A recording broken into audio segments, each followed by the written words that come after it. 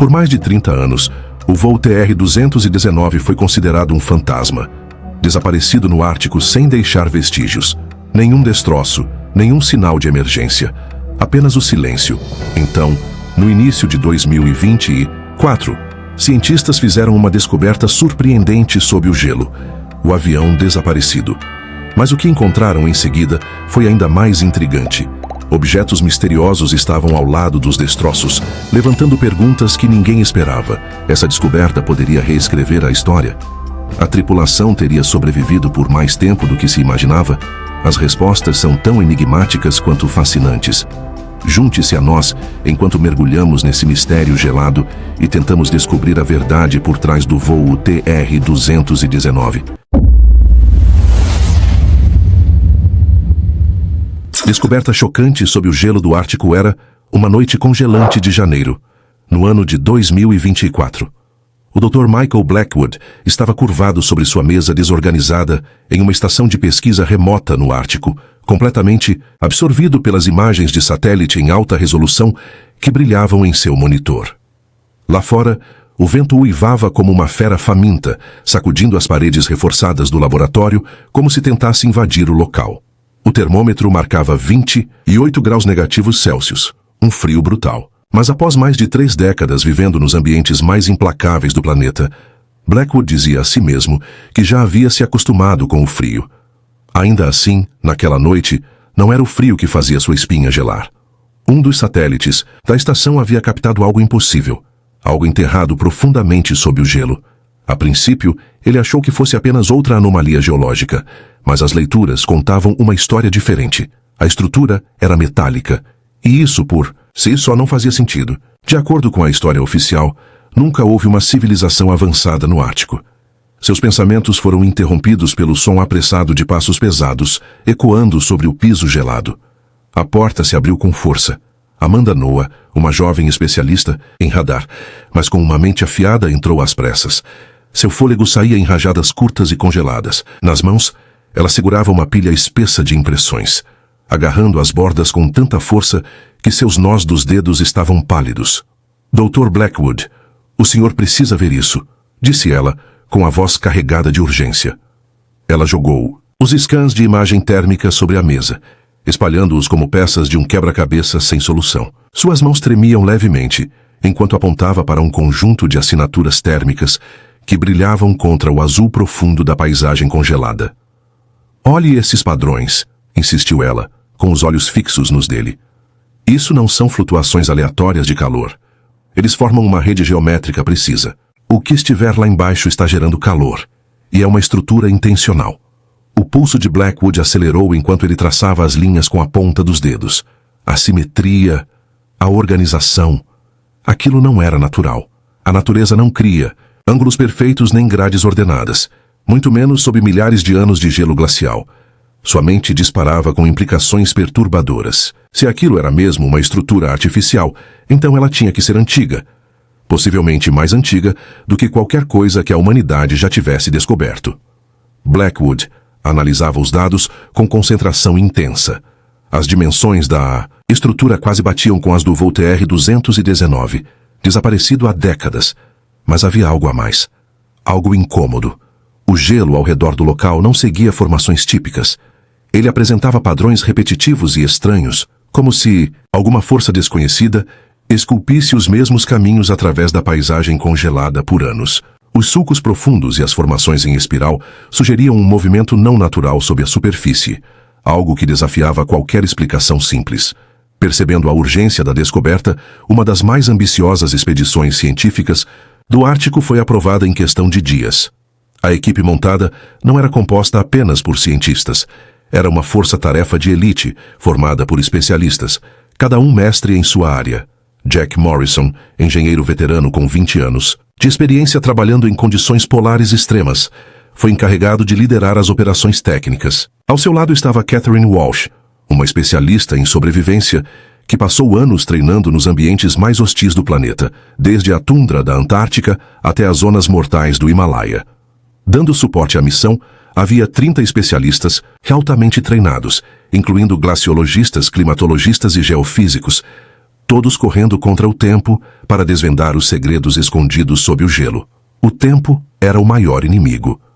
A primavera se aproximava rapidamente, e com ela, o aumento das temperaturas ameaçava apagar o local para sempre. Se a neve derretesse rápido demais, evidências cruciais poderiam se perder sob placas de gelo em movimento ou serem inundadas pelo derretimento glacial.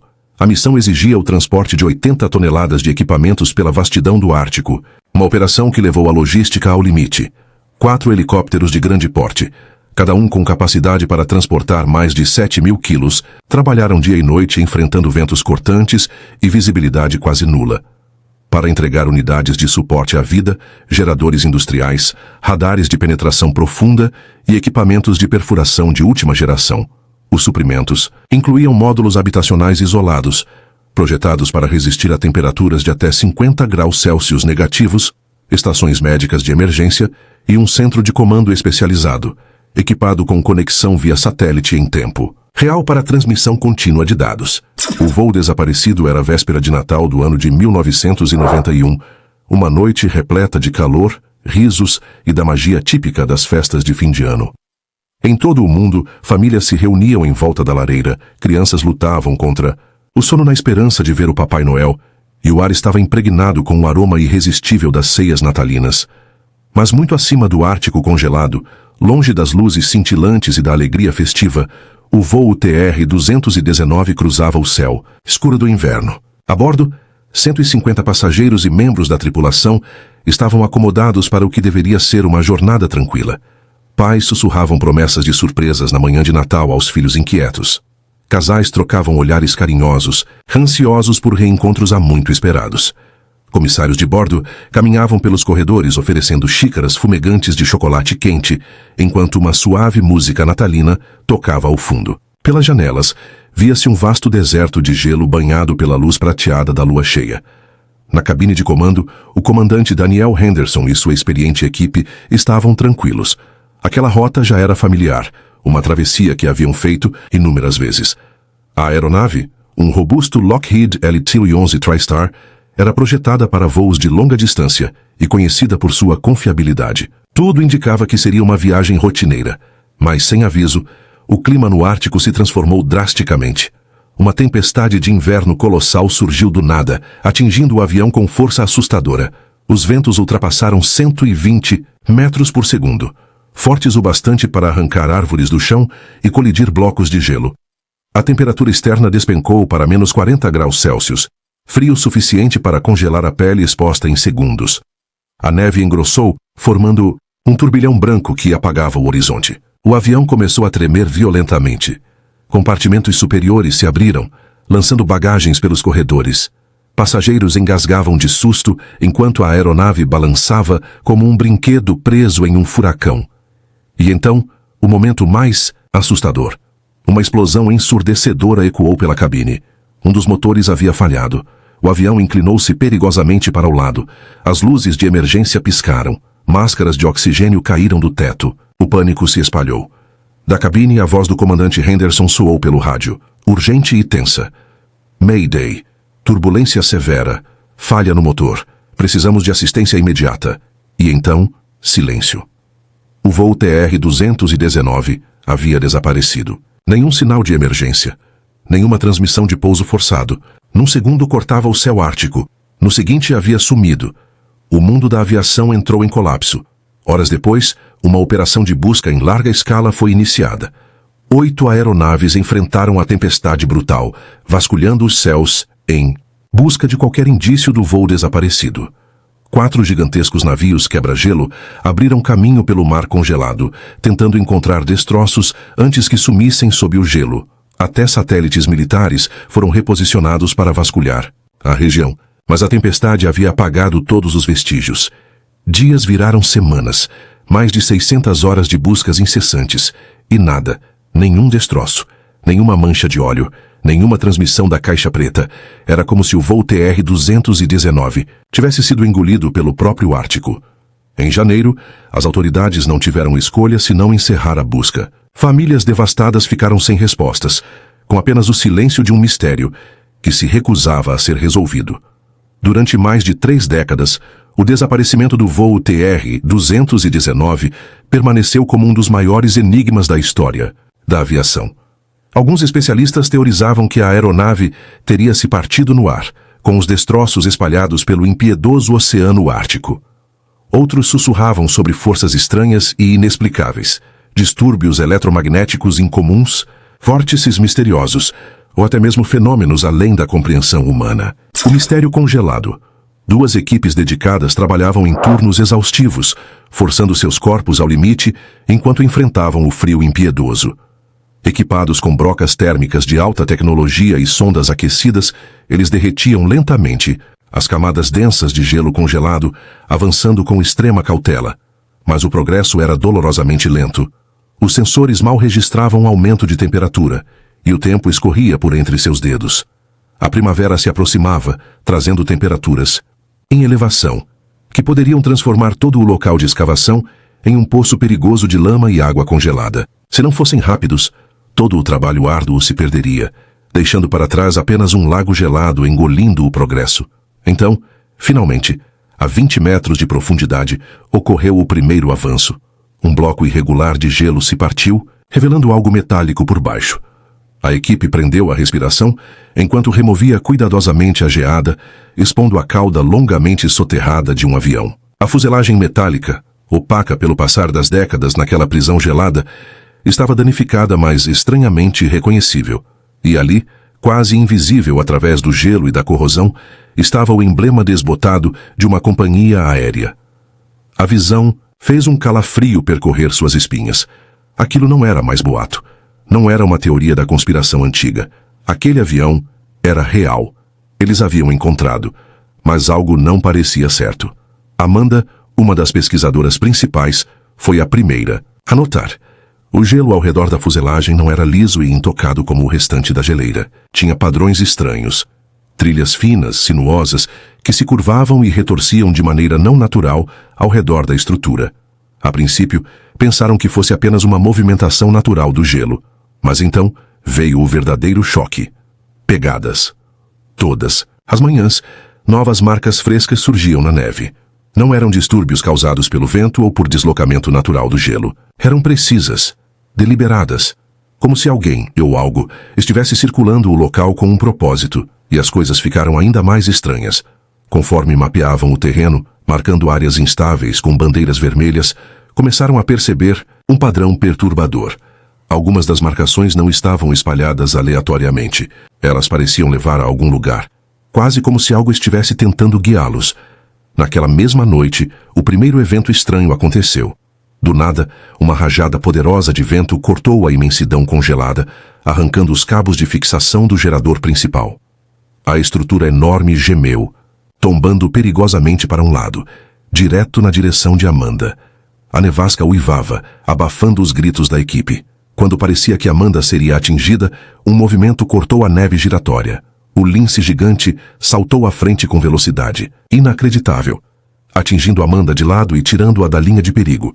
Um estrondo ensurdecedor se seguiu quando o gerador caiu sobre o gelo, abrindo fissuras que se espalharam como relâmpagos irregulares. O ar ficou impregnado com o cheiro forte de metal queimado e o som fantasmagórico de gelo se movendo. Amanda se sentou, ofegante, com o coração disparado. Virou-se para o lince, que estava a poucos metros de distância, com os olhos dourados fixos nos dela. Mais tarde, ainda abalada, ela sussurrou para a equipe. Isso é impossível. Ele me salvou de propósito. Vocês viram os olhos dele? Tinha algo inteligente ali. Enquanto isso, a equipe continuava com a escavação, correndo contra as condições brutais do Ártico.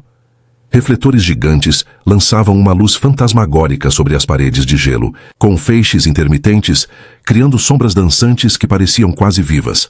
A temperatura havia despencado para quase 50 graus negativos Celsius, tornando até as tarefas mais simples um verdadeiro desafio. Cada respiração se transformava em nuvens espessas de vapor, e o risco constante de congelamento assombrava a equipe. Equipamentos especializados trabalhavam sem parar, rompendo o gelo com séculos de idade. Mas o frio extremo resistia. A água recém-derretida se congelava quase imediatamente, formando novas camadas que precisavam ser removidas de novo. E de novo.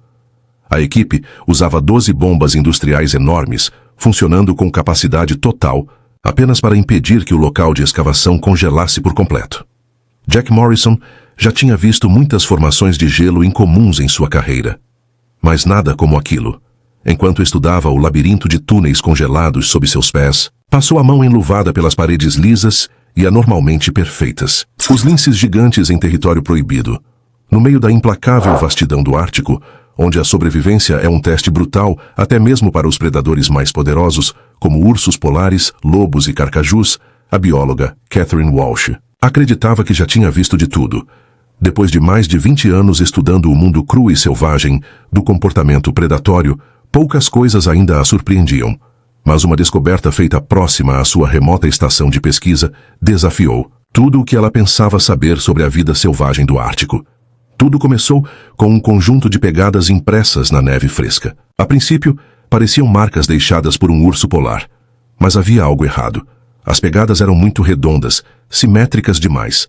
Mais estranho ainda, não tinham as marcas profundas das garras, que normalmente se cravam no gelo sob o peso de um urso. Walsh se agachou para observar melhor, com a respiração formando nuvens no ar congelante. Então a realização caiu como um raio. Aquelas eram pegadas de lince. Impossível. Linces não pertencem àquela região. São animais de florestas densas, onde árvores imponentes e arbustos fechados oferecem cobertura para seus movimentos. Furtivos, suas patas largas e acolchoadas permitem caçar na neve profunda. Mas não naquela tundra árida e varrida pelo vento. O Ártico era extremo demais, exposto demais. E, no entanto, as pegadas eram inegáveis. Durante 3 dias, as marcas circulavam o local de escavação, indo e vindo pelo acampamento de pesquisa. Ninguém viu o animal responsável, e o silêncio fantasmagórico do Ártico tornava o mistério ainda mais perturbador. Então, na 4ª manhã, eles apareceram. Parados em uma encosta distante, com a pelagem prateada reluzindo sob a luz pálida, estavam 3 linces gigantes, uma fêmea e seus 2 filhotes. Mas não eram linces comuns, eram enormes, muito maiores do que qualquer lince que Walsh já tivesse estudado. Seus pelos densos se confundiam perfeitamente com a neve. Seus membros, poderosos, eram esculpidos para resistir àquele deserto congelado. E o mais inquietante, os olhos afiados e inteligentes estavam fixos no acampamento abaixo. Eles não estavam se escondendo, não estavam com medo. Walsh mal respirava enquanto sussurrava para si mesma. Inacreditável. Eles são imensos. E sabem que estamos aqui. Por um longo momento suspenso no tempo, predadora e cientista apenas se encararam através da imensidão ártica. Um encontro impossível, que desafiava tudo o que ela acreditava ser verdade. Os linces se moviam com uma precisão estranha. Seus olhos cortavam o ambiente, examinando os destroços como sentinelas protegendo um segredo perdido no tempo. Naquela noite, o Ártico revelou sua verdadeira natureza impiedosa. O vento uivava como um coro de vozes perdidas, cortando o acampamento com garras congeladas. A temperatura despencou para 45 graus negativos Celsius.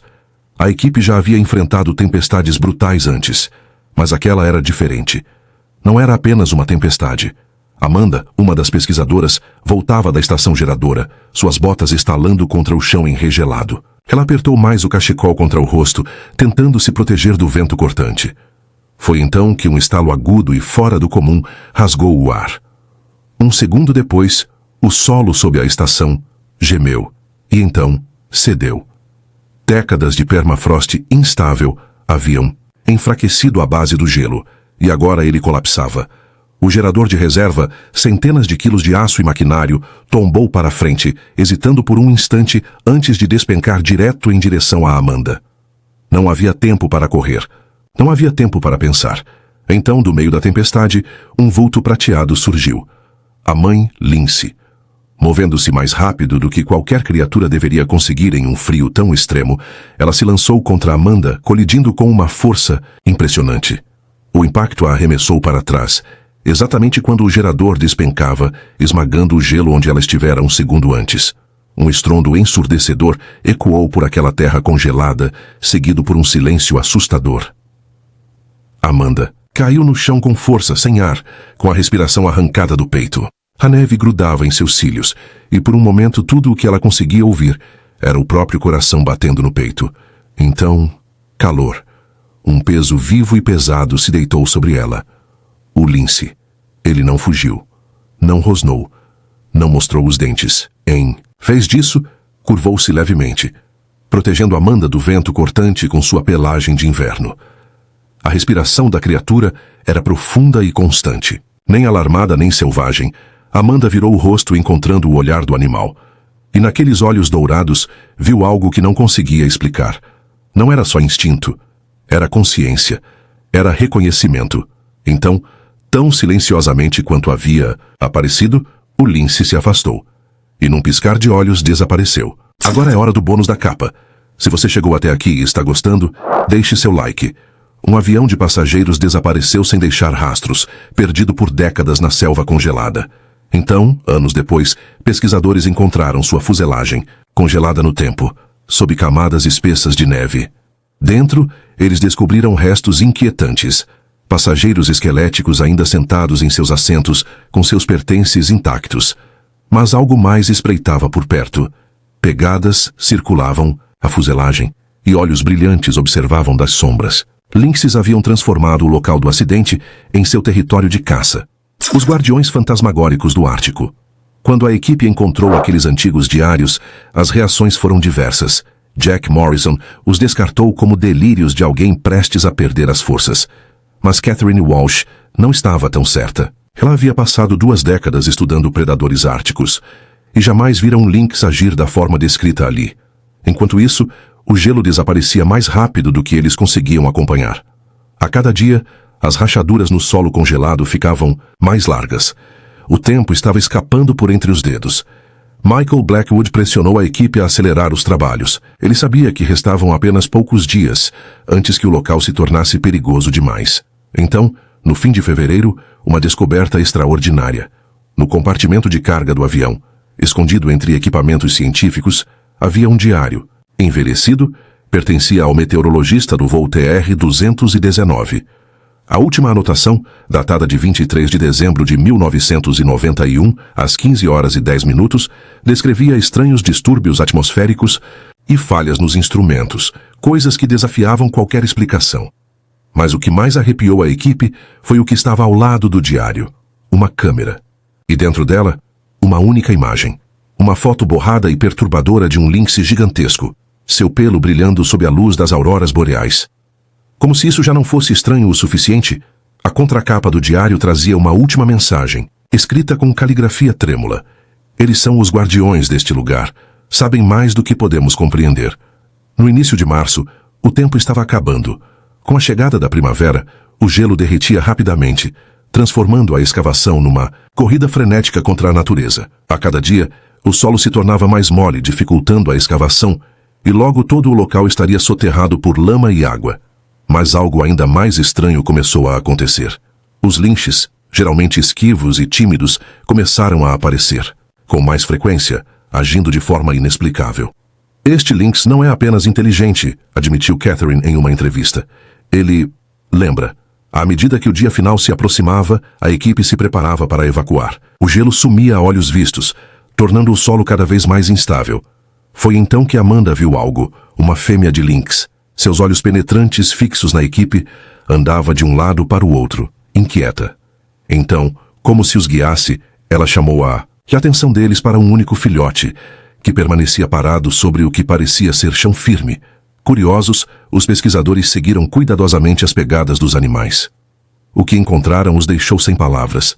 Sob uma fina camada de geada, havia uma câmara oculta. Dentro dela, um recipiente lacrado, intacto, guardava registros da tripulação e pertences pessoais dos passageiros, esquecidos por décadas. Era como se os lynxes estivessem protegendo aquele segredo todo esse tempo. Um último presente dos silenciosos vigias do local do acidente. Quando o último helicóptero se preparava para partir, Blackwood avistou algo impressionante. 3 figuras prateadas, imóveis, observando de um penhasco próximo, assim como observaram os sobreviventes, 30 anos antes. Hoje, um memorial simples marca o local do acidente. Desde então, o lugar atrai pesquisadores curiosos para estudar o comportamento inexplicável dos lynxes do Ártico. As aparições continuam.